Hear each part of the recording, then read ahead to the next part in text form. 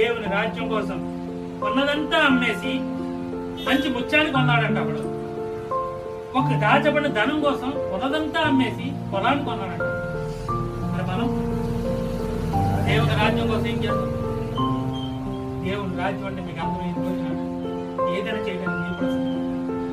దేవుని రాజ్యం అంటే మనకు అర్థం అవ్వాలని దేవుడు ఎంతగానో ప్రభు చూపిస్తా ఉన్నాడు. కాబట్టి గత కాలంలో నేను చెప్పాను, దేవుని రాజ్యం మన మధ్యలో అది దానికి దేవుడే రాజు. దేవుని రాజ్యంలో దేవుడే రాజు అయినప్పుడు మనం దేవుని రాజ్య పౌరులమైనప్పుడు మన ప్రతి బాధ్యత దేవుడిదే.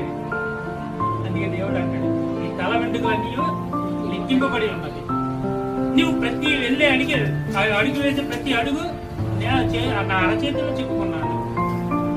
నువ్వు పెండముగా ఉన్నప్పుడే నిన్ను రూపించుకున్నాను. ఎప్పుడు అంటే దేవుని